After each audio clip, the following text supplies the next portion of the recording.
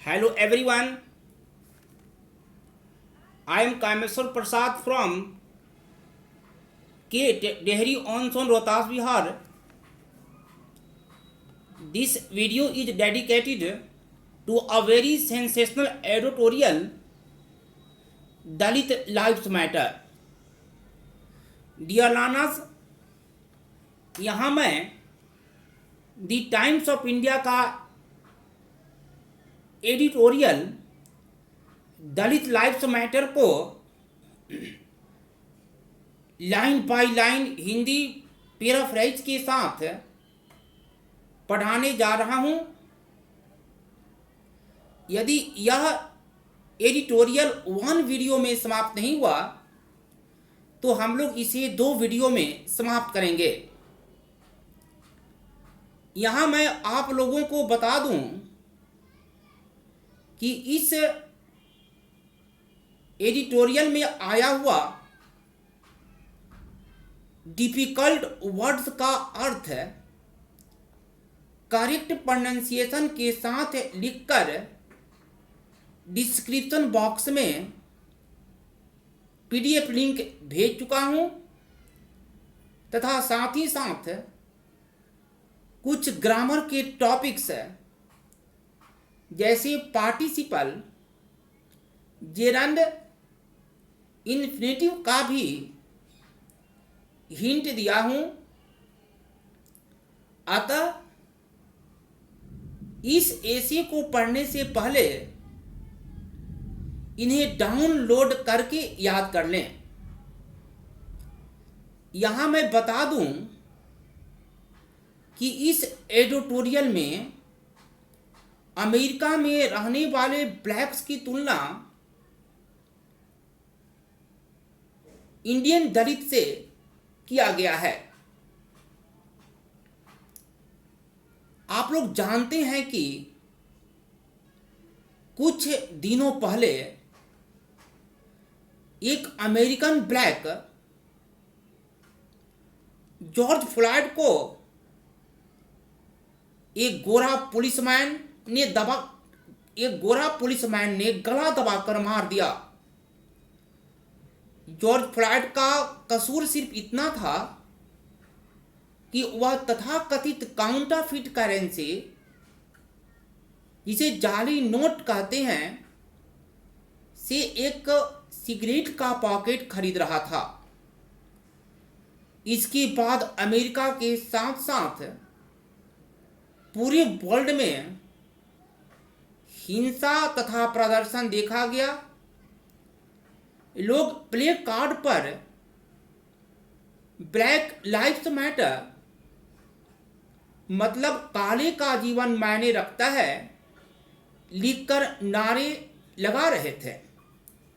इसी घटना से यह एडिटोरियल प्रारंभ हुआ है।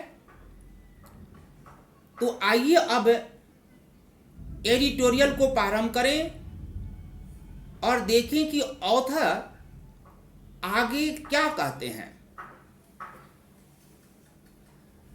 प्यारे बच्चों, मैं आप लोगों को यहां कन्विंस करना चाहता हूं कि जो विद्यार्थी कॉम्पिटिटिव परीक्षाओं में कॉम्प्रिहेंशन जैसा क्वेश्चन को बनाना चाहते हैं तथा साथ ही साथ इंग्लिश सीखना चाहते हैं, तो उनके लिए इस प्रकार का स्टडी बहुत यूजफुल साबित होगा। तो सबसे पहले इस एडिटोरियल को पढ़ने से पहले इसमें आए हुए कुछ ग्रामर के कुछ बेसिक चीजों पर हम विचार कर लें। हम यहां थोड़ा सा आपको हिंट दे रहे हैं जो इस एसे में काफी डोमिनेट कर रहा है। जैसे हम यहां V3 देते हैं, V3। यदि V3 के पहले कोई ऑक्सिलरी वर्ब नहीं रहे तो याद रखें, इस V3 का हिंदी आप हुआ से पता करेंगे। इसे हम ऐसे V3 को पास्ट पार्टिसिपल बोलते हैं, पास्ट पार्टिसिपल बोलते हैं। कुछ एग्जाम्पल लेते हैं। अ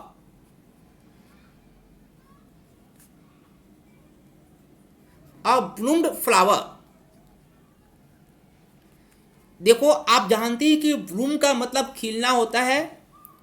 यहाँ ईडी लगा हुआ है, ब्लूम्ड यानी खिला हुआ, एक खिला हुआ फूल। उसी प्रकार अ लेटर रिटेन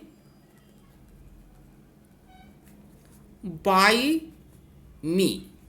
देखो, ये रिटेन है, एक पत्र, फिर उसी तरह लिखा हुआ बाय मी, मेरे द्वारा लिखा हुआ एक पत्र। तो याद रखना, कभी भी लैंग्वेज पढ़ते समय V3 आ जाए और उसके पहले कोई ऑक्सिलरी वर्ब नहीं हो, तो आप लोग इसका हिंदी हुआ से पता लगाएंगे। और ये नॉन फाइनाइट का रूप है, जिसको हम पास्ट पार्टिसिपल कहते हैं। हम अपने स्टडी के नॉन फाइनाइट वर्ब में पार्टिसिपल, इन्फिनेटिव, जेरंड का विस्तृत विवरण देंगे। तब तक ये जो पास्ट पार्टिसिपल है, इस एसे में कई स्थान ही काफ़ी जगह डोमिनेट कर रहा है, तो इसके बारे में आप जरूर जान लें। नंबर सेकेंड, एक V4। यदि V4 कहीं आ जाए, यानी V4 का मतलब वर्ब ING आपको कहीं लैंग्वेज पढ़ते समय दिखे और इसके पहले ऑक्सिलरी वर्ब नहीं हो, तो सामान्यतः ये प्रेजेंट पार्टिसिपल कहलाते हैं। प्रेजेंट पार्टिसिपल, प्रेजेंट पार्टिसिपल पर कहलाते हैं। और याद रखना, ऐसी प्रेजेंट पार्टिसिपल का हिंदी आप लोग हुए में पता लगाएं। एग्जाम्पल के तौर पे जैसे स्माइल, SMILE। आप जानते हैं स्माइल मैंने मुस्कुराना। इसमें हम ई को हटाकर यानी ING लगाते समय यदि हम ING ऐसे लगा दें स्माइलिंग, तो इसका हिंदी हुआ मुस्कुराते हुए। उसी प्रकार देखो, सहायक क्रिया नहीं है, ईटिंग। ईटिंग उसी प्रकार हम ईटिंग दे दें, ईटिंग, देखो ईट बने खाना, ईटिंग तो खाते हुए। इस तरह का जो रूप आए पढ़ते समय, इसको प्रेजेंट पार्टिसिपल बोलते हैं। आपको इस एसे में बहुत जगह इस प्रकार की ग्रामर का रचना मिलेगा। अब हम एक छोटी सी और बात बनाना चाहते हैं कि रूल ऑफ एपोजिशन क्या होता है। एक एग्जाम्पल लेते हैं। यहाँ लिखते हैं महात्मा गांधी, यहाँ कॉमा कर दिए। A great man, a great man is the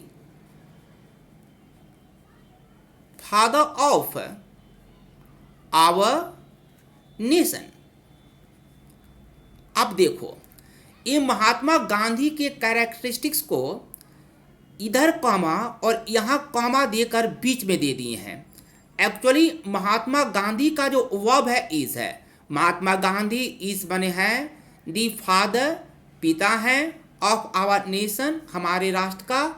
Mahatma Gandhi हमारे राष्ट्र के पिता हैं, हमारे राष्ट्रपिता हैं। तो इस तरह से महात्मा गांधी, लेकिन अब ये कॉमा के अंदर जो इनकी कैरेक्टरिस्टिक्स को रखा गया है, इनकी क्वालिटी को जो रखा गया है, अ ग्रेट मैन, एक महान व्यक्ति, तो किसी भी नाउन के साइड बाय साइड उस नाउन के गुण को लिख दो, तो ये एपोजिशन का रूल कहलाता है और इसे एपोजिशन बोलते हैं।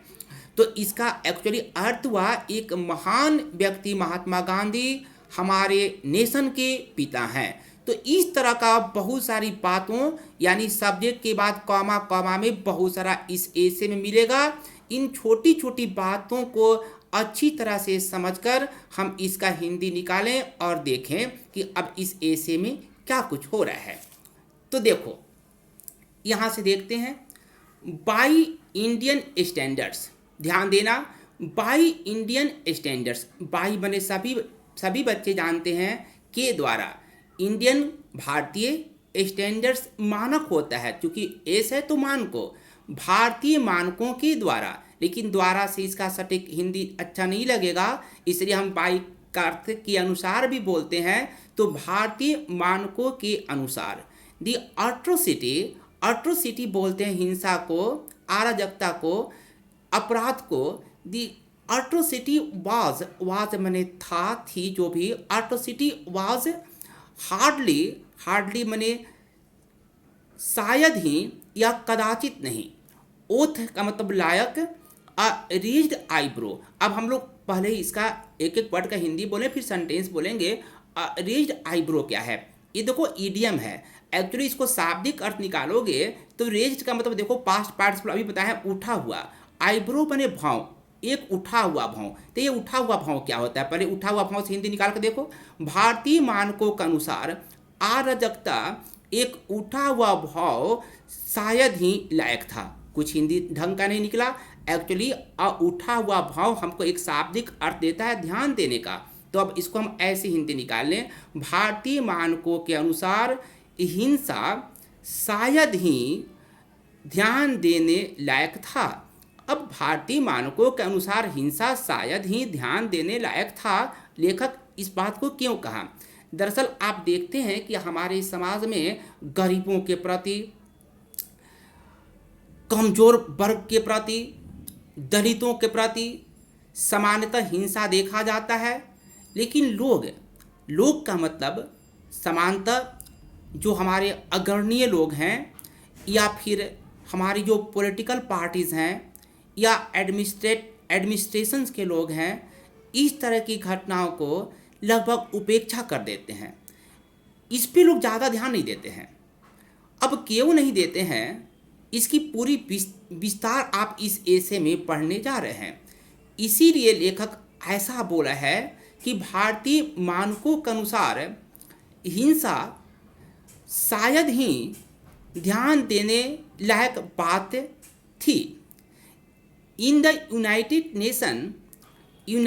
नेशन में यानी अमेरिका में जॉर्ज फ्लॉयड, आप देखो ये जॉर्ज फ्लॉयड, अब ये जॉर्ज फ्लॉयड के इनका यहाँ पर एक कॉमा है और देखो करेंसी के पास कॉमा है, इस जॉर्ज फ्लॉयड का पूरा यहाँ पर क्वालिटी उनकी विशेषता दिया हुआ है जो एपोजिशन कहलाया, तो हम पहले एपोजिशन का भी हिंदी निकाल लेते हैं।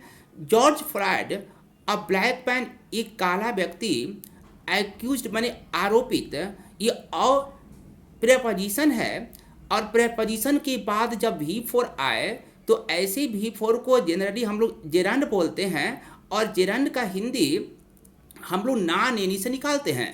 प्रेपोजिशन, ये जो प्रेपोजिशन है इसके बाद V4 है यूजिंग, तो देखो इसका हिंदी कैसे हुआ, अ ब्लैक मैन, एक काला व्यक्ति, आरोपित, का मतलब के उपयोग करने के काउंटरफिट करेंसी, जाली नोट को, तो फाइनल जाली नोट को उपयोग करने का आरोपित एक काला व्यक्ति जॉर्ज फ्लॉयड। अब यहाँ पर देखो जॉर्ज फ्लॉयड को ये पास्ट इंडेफिनिट का पैसिव है, वाज किल्ड, मार दिया गया, व्हेन अ वाइट पुलिसमैन, जब एक गोरा पुलिसमैन, नेल्ड पास्ट इंडेफिनिट है, झुका, ऑन हिज नेक, उसके गर्दन पर, फॉर 9 मिनट्स, 9 मिनटों के लिए, डिस्पाइट द विक्टिम क्राइंग, उस विक्टिम के चिल्लाने के बावजूद कि ही कुड नॉट ब्रीद, वह सांस नहीं ले सकता था। यहाँ पर जो विक्टिम क्राइंग है ना, यहाँ पर लेखक का एक छोटा सा मिस्टेक है, यहाँ जो दी विक्टिम है, यहाँ देखना दी विक्टिम में अपोस्ट्रॉफी, ये अपोस्ट्रॉफी होना चाहिए क्योंकि जो क्राइंग है ये क्राइंग आउट, ये जिरंड है और जिरंड के पहले हमेशा अपोस्ट्रॉफी एस का प्रयोग होना चाहिए, जो लेखक यहाँ पर इस एसे में अपोस्ट्रॉफी एस, ये अपोस्ट्रॉफी एस छोड़ दिए हैं। तो अब आप यहाँ पर देख लो विक्टिम क्राइंग, विक्टिम में अपोस्ट्रॉफी लगाओ, विक्टिम के चिल्लाने के बावजूद कि वह सांस नहीं ले सकता है, वह गोरा व्यक्ति जॉर्ज फ्लॉयड के गर्दन पर लगभग 9 मिनट तक झुका था और इस प्रकार उसे मार दिया। तो हम इस सेंटेंस का एक फिर से हिंदी बोलने ढंग से देखना कैसे इसका हिंदी निकालते हैं, उसी तरह आप लोग प्रैक्टिस करना। अमेरिका में जाली करेंसी को उपयोग करने का आरोपित एक काला व्यक्ति जॉर्ज फ्लॉयड को जान से मार दिया गया जब एक गोरा पुलिसमैन विक्टिम के चिल्लाने के बावजूद कि वह सांस नहीं ले सकता है, 9 मिनट तक उसके गर्दन पर झुका था। दिस आउटरेज स्पार्क्ड, यह जो आउटरेज बोलते हैं क्रोध को, यह क्रोध स्पार्क्ड मैंने फैलाया, चिंगारी की तरह फैलाया, ए डेमोन्स्ट्रेशंस राइट्स, प्रदर्शन को, हिंसा को फैलाया, not only in the United state, न केवल यूनाइटेड स्टेट में, बट अक्रॉस मैनी कंट्रीज, बल्कि बहुत सारे देशों में भी। यहाँ पर आप देखो ये जो सेंटेंस है सिंपल सेंटेंस है, ये पास्ट इंडिफिनिट है। यह क्रोध डेमोन्स्ट्रेशंस को, राइट्स को स्पार्क किया, चिंगारी की तरफ फैलाया, not only in United state, न केवल यूनाइटेड स्टेट में, बट अक्रॉस मैनी कंट्रीज, बल्कि बहुत सारे देशों के इधर उधर भी देशों में भी। इंडियंस टू, भारतीयों ने भी, कंडेम्ड इट, भारतीयों ने भी इसे निंदा की, भारतीयों ने भी इस घटना को इसे निंदा की। कंडेम्ड पास्ट इंडिफिनिट टेंस है, निंदा करना, भारतीयों ने भी इस घटना की निंदा की।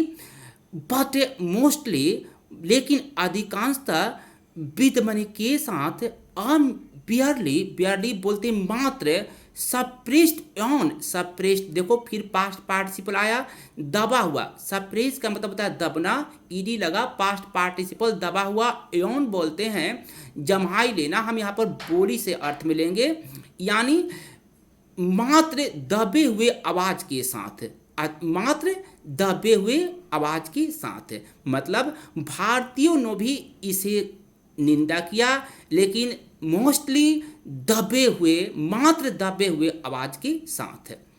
There are 2 reasons for this, इसके लिए 2 कारण हैं। लेखक ने इसके लिए 2 कारण बताया है।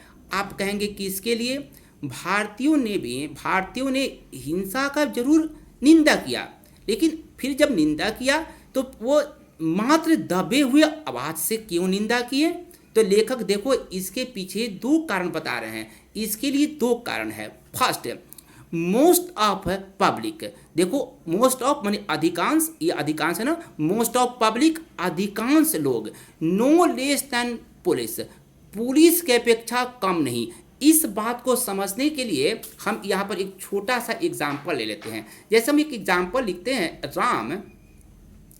Ram is no less fat than Shyam.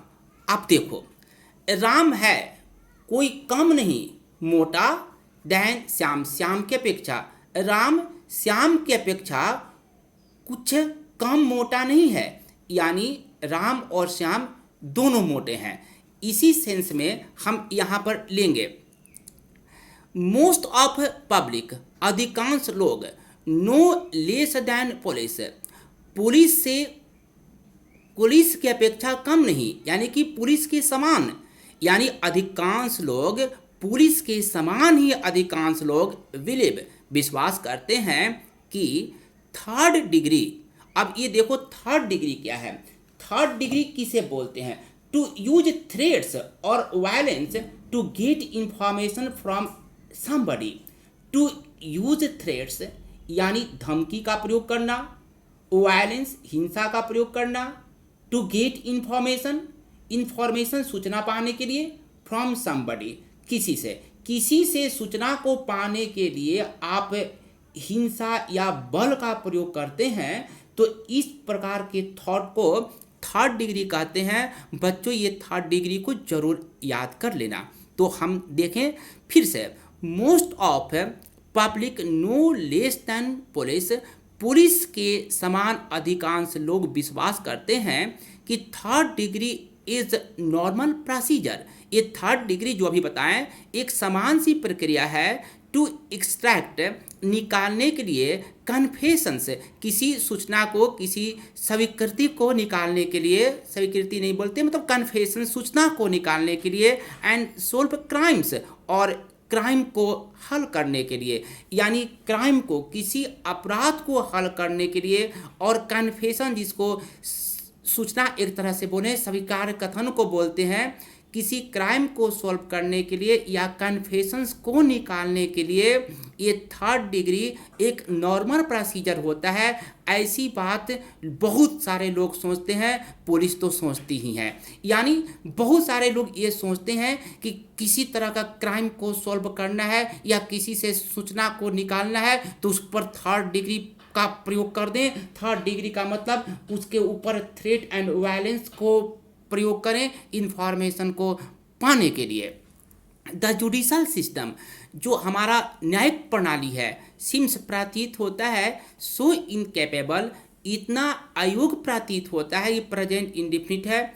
Judicial system CIMS so incapable, judicial system इतना इनकेपेबल प्रतीत होता है ऑफ कन्विक्टिंग, कन्विक्टिंग मैंने आरोपित करने में, ऑफ क्रिमिनल्स, आरोपियों को, विथ मनी एंड कॉन्टैक्ट्स, पैसा और कॉन्टैक्ट्स वाले, यानी पैसा और कॉन्टैक्ट्स वाले क्रिमिनल को आरोपित करने में हमारे जुडिशियल प्रणाली इतना इनकैपेबल है कि इनकाउंटर स्पेशलिस्ट, इनकाउंटर स्पेशलिस्ट आप जानते हैं जो मुठभेड़ में किसी को मार दें, ये स्पेशलिस्ट का मतलब विशेषज्ञ, तो जो इनकाउंटर स्पेशलिस्ट, अब देखो इनकाउंटर स्पेशलिस्ट का फिर एपोजिशन का प्रयोग हुआ है कि ये इनकाउंटर स्पेशलिस्ट, इनकाउंटर स्पेशलिस्ट होते कौन है? इनकाउंटर स्पेशलिस्ट पुलिसमैन हैं हु स्पेशलाइज, जो विशेषज्ञ होते हैं इन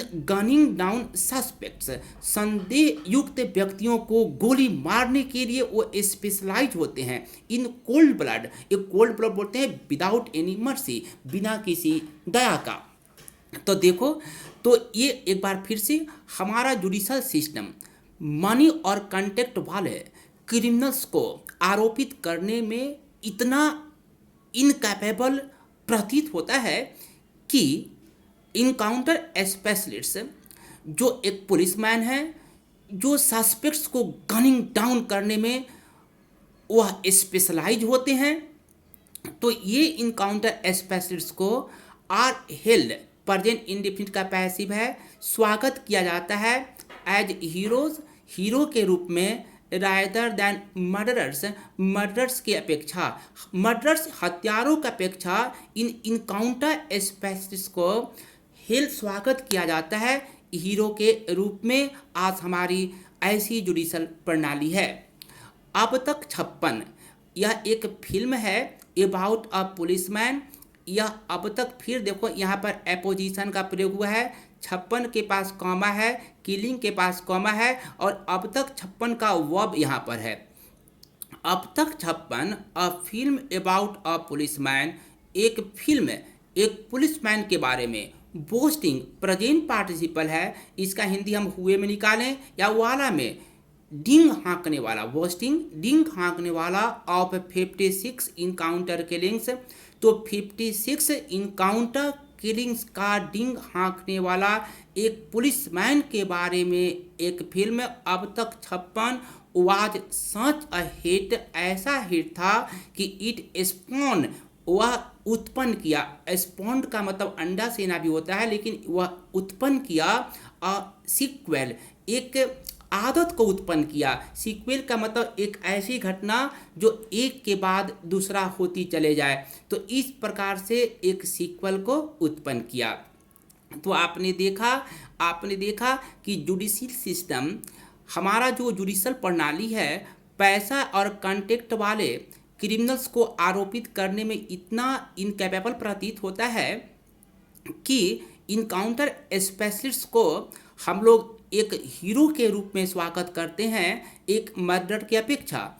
अब तक 56 एक ऐसी फिल्म है जो जिसमें एक पुलिसमैन 56 इनकाउंटर किलिंग्स का डिंग हाँक रहा है। तो उस अब तक 56 ऐसा हिट हुआ कि यह एक तरह का घटना बन गया, यह एक तरह का एक आदत सा एक सीक्वल बन गया, सीक्वल को उत्पन्न किया। तो आपने देखा कि क्यों हम लोग आवाज़ के खिलाफ तो आवाज़ उठाते हैं, लेकिन दबे आवाज़ के साथ क्यों यह आवाज़ को लाते हैं। इसका आपने एक रीज़न देख लिया। अब हम लोग इसका दूसरा रीज़न देखें। सेकेंड वायलेंस देखना। Second violence based on caste, जाति, धर्म, जेंडर पर आधारित। यह फिर एक पास्ट पार्टिसिपल है।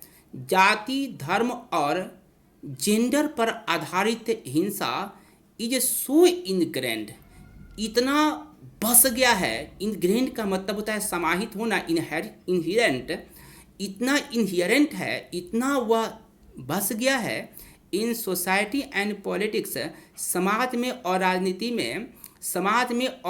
में जाति, धर्म और जेंडर पर आधारित हिंसा समाज और राजनीति में इतना बस गया है कि पुलिस वायलेंस, पुलिस हिंसा को इज व्यू प्रेजेंट इंडिफिनिट का पैसिव है। पुलिस हिंसा को देखा जाता है not as an exceptional outrage, एक अनोखा, एक अद्भुत, जिसको बोलते हैं क्रोध के रूप में नहीं देखा जाता है, बट एन एक्सटेंशन, बल्कि एक विस्तार के रूप में देखा जाता है ऑफ सोशल एंड पॉलिटिकल फ्यूडिंग, सामाजिक और राजनीतिक झंझट का, लड़ाई का, सामाजिक और राजनीतिक झंझट का इसे एक विस्तार के रूप में देखा जाता है। हम इसको थोड़ा एक्सप्लेन कर दें। हमारे समाज में इतना हिंसा होता है, वो चाहे पॉलिटिकल हिंसा हो, सामाजिक हिंसा हो, कि वो इतना कि हम लोग को देखते देखते आदत सा बन गया है। और इसी बीच जब पुलिस हिंसा करती है तो हम इसको एक्सेप्शनल आउटरेज के रूप में नहीं देखते हैं, इसको हम एक अनोखा क्रोध के रूप में नहीं देखते हैं कि पुलिस ने ऐसा क्यों की, बल्कि हम इसे एक सामाजिक और राजनीतिक जो फ्यूडिंग है, झंझट, लड़ाई, उसी का एक विस्तृत रूप के रूप में हम इसको देखते हैं। तो निसंदेह ये क्लियर हो गया होगा। तो जो हम फिर से बार देखते हैं, जाति, धर्म और लिंग के आधार पर हिंसा हमारे समाज और राजनीति में इतना बस गया है कि पुलिस हिंसा को देखा जाता है not as an exceptional outrage, एक एक्सेप्शनल आउटरेज के रूप में नहीं, बल्कि an extension of social and political feuding, बल्कि एक सामाजिक और राजनीतिक झंझट के रूप में देखा जाता है। मेहम, खून खराबा एंड किलिंग, खून खराबा एंड किलिंग, वही हत्या, रूटीनली हैपेंस, रूटीनली नियमित रूप से होती है इन क्लासेज, मुठभेड़ों में, between people of different caste, religions and ethnicities, ethnicities बोलते हैं प्रजातियों को, विभिन्न प्रकार के जाति, धर्म, क्षेत्र और प्रजातियों के बीच मुठभेड़ों में मेहम और किलिंग को नियमित रूप से देखा जाता है। यानी कि नियमित रूप से हैपन माने होता है, प्रेजेंट इंडिफिनिट है। मेहम एंड किलिंग, खून खराबा और किलिंग नियमित रूप से होता है, मुठभेड़ों में होता है, किसके बीच?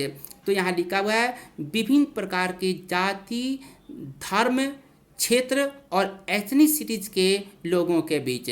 दी चीफ परपिट्रेटर्स, जो मुख्य परपिट्रेटर्स है, आरोपी, बिकम इम्पॉर्टेंट पॉलिटिकल लीडर्स, बहुत आसान है, प्रेजेंट इंडिफिनिट टेंस है। मुख्य परपिट्रेटर्स माने हु कमिट्स क्राइम, जो पापी हैं, जो मुख्य अपराधी हैं, बिकम इम्पॉर्टेंट पॉलिटिकल लीडर, वह एक महत्वपूर्ण राजनीतिक नेता बन जाते हैं, ऑफ दियर कम्युनिटीज, अपने समुदाय के महत्वपूर्ण नेता बन जाते हैं, rather than jail birds, jail birds बोलते हैं कैदी को, प्रिजन्स के वस्तुतः अपेक्षा।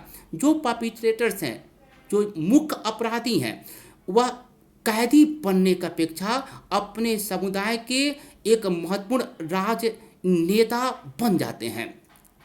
एवरी पॉलिटिकल पार्टी, प्रत्येक पॉलिटिकल पार्टी इज एसोसिएटेड, देखो प्रेजेंट इंडेफिनिट टेंस का पैसिव है, प्रत्येक पॉलिटिकल पार्टी संबंधित होता है विथ माफिया गैंग्स के साथ, एंड विजिलेंटी ग्रुप, ये विजिलेंटी ग्रुप होता है जो इलीगली यानी जो गैर कानूनी ढंग से किसी को मार दे, जो एक जो जो सस्पेक्ट है उस सस्पेक्ट को विजिलेंटी ग्रुप जो कानून को हाथ में मार दे, मिल के लोग मारते हैं, उनको बोलते हैं विजिलेंटी ग्रुप। एक बार फिर से बोलते हैं, विजिलेंटी ग्रुप का मतलब होता है एक ऐसा ग्रुप जो कानून को अपने हाथ में लेकर किसी को मार दें, किसी को जान मार दें। तो फिर से देखते हैं, every political party is associated, प्रत्येक पॉलिटिकल पार्टी संबंधित होते हैं माफिया गैंग से, विजिलेंटी ग्रुप्स के साथ संबंधित होते हैं,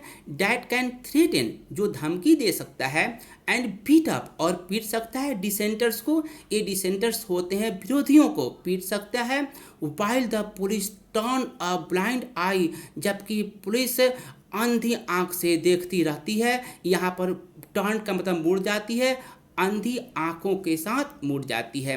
तो आप लोगों ने देखा कि किस प्रकार से लेखक ने हम भारतीयों को बोला है कि हम लोग हिंसा के प्रति, अपराध के प्रति आवाज़ उठाते हैं, लेकिन वह दबे हुए बोली के साथ हम आवाज़ उठाते हैं। इसके लिए लेखक ने 2 रीजन दिया है। इवन इफ भले ही, even if no politics is involve, यहाँ पर इन लिखा है लेखक, यहाँ पर प्रिंट मिस्टेक है, भले ही कोई राजनीति शामिल नहीं होता है। और इवन इफ से जब भी वाक्य स्टार्ट होता है तो भी अपने मन से बोलना चाहिए। ये एडवर्ब क्लॉज है, एडवर्ब क्लॉज ऑफ कंट्रास्ट है, इसका भी डिस्कशन ग्रामेटिकल टॉपिक्स में होगा। Even if no politics is involve, भले ही कोई राजनीति शामिल नहीं होता है तो भी कास्ट वायलेंस इज एंडेमिक, तो भी कास्ट वायलेंस काफ़ी प्रचलित है। एथनिक एंड रिलीजियस माइनॉरिटीज, प्रजाति और धार्मिक अल्पसंख्यकों को आर थ्रेटेन, ये पैसिव है प्रेजेंट इंडेफिनिट का, एथनिक और धार्मिक अल्पसंख्यकों को धमकी दिया जाता है, एंड डिस्पोस्ड, और उनको डिस्पोस्ड बोलते हैं अधिकार से वंचित करना, अधिकार से वंचित किया जाता है। खाप पंचायत किल इलोपिंग कपल्स, खाप पंचायत आप सुने होंगे नाम हरियाणा का, जो इलोपिंग कपल्स को मारते हैं। इलोपिंग कपल्स कौन से हैं? ऐसे कपल्स जो शादी के उद्देश्य से वह अपने गांव क्षेत्र से दूर भाग जाते हैं, इलोपिंग कपल्स कहलाते हैं। तो खाप पंचायत इलोपिंग कपल्स को मारते हैं। ग्रुप, एक ऐसा समूह, ऑब्जेक्टिंग, विरोध करने वाला, टू सपोज्ड इंसल्ट, सपोज्ड अपमान का इंसल्ट करने वाला, टू विरोध करने वाला, टू दिया कम्युनिटी, अपने समुदाय के प्रति, ऐसे हिंदी निकालते हैं। ये जो ऑब्जेक्टिंग है ना, ये प्रेजेंट पार्टिसिपल है, पीछे से निकालते हैं, अपने समुदाय के प्रति अपमान को, सपोज्ड अपमान को विरोध करने वाला ग्रुप है। अपने समुदायों के प्रति अपमानों को विरोध करने वाला ग्रुप, सपोज्ड अपमानों को विरोध करने वाला ग्रुप। ये पूरा का पूरा इतना सारा सब्जेक्ट हुआ। आर एबल, योग होते हैं, टू बैन, प्रतिबंध करने में, और ब्लॉक, और रोकने में योग हो जाते हैं, फिल्म्स को एंड बुक्स को, किताबों को और फिल्मों को। एंड र्यूमर्स, सफिस माने पर्याप्त होना होता है, लेकिन यहाँ पर हम इसका अर्थ उत्तेजित करना से लेंगे। अफवाह उत्तेजित करता है। फॉर मॉब्स, उपद्रवियों को, टू किल, मारने के लिए। Supposed child lifters, supposed child lifter, जो चाइल्ड लिफ्टर अभी आपने महाराष्ट्र में सुना होगा, 2 साधुओं को मार दिया गया था यह कहकर कि ये बच्चों को चुराने वाले हैं, तो उसको हम लोग चाइल्ड लिफ्टर्स बोलते हैं। तो बहुत सारा ऐसे र्यूमर्स भी उत्तेजित करता है मॉब्स को, चाइल्ड लिफ्टर्स को, जो सपोज्ड यानी तथाकथित जो चाइल्ड लिफ्टर्स हैं उनको मारने के लिए बहुत सारा र्यूमर्स, अफवाह उत्तेजित होता है। और चाइल्ड लिफ्टर्स के साथ साथ विचेज भी लिखा है। विचेज बोलते हैं डायन को, जिसको हम लोग तथाकथित डायन बोलते हैं, ओझा बोलते हैं। तो र्यूमर्स तथाकथित चाइल्ड लिफ्टर्स और विचेज को, जो तथाकथित हैं, मारने के लिए मॉब्स को उत्तेजित करता है। द लिस्ट गोज ऑन, ये लिस्ट काफ़ी आगे आगे चलता जाता है। तो इस प्रकार से आपने देखा कि लेखक ने किस प्रकार से भारतीय समाज पर एक क्रिटिकल बयान जारी किया है। प्यारे बच्चों, डियर लर्नर्स, हम आप लोग को इस एडिटोरियल का हाफ पार्ट पढ़ा चुके हैं। अगले हिस्से में हम इसके हाफ पार्ट को देखेंगे। तब तक आप हमारे पीडीएफ से इसका जितनी डिफिकल्ट मीनिंग्स है उसको आप याद करें। करेक्ट प्रोनाउंसिएशन के साथ लिखी हुई है। फानेटिक ट्रांसक्रिप्शंस में भी वह पूरी अच्छी तरह से वह वर्ड का साउंड लिखा हुआ है, आप उसको फॉलो करें। आप इतना तब तक पढ़ें। सेकेंड वीडियो में इसका हाफ पार्ट को हम पढ़ाएंगे। तब तक के लिए थैंक यू वेरी मच।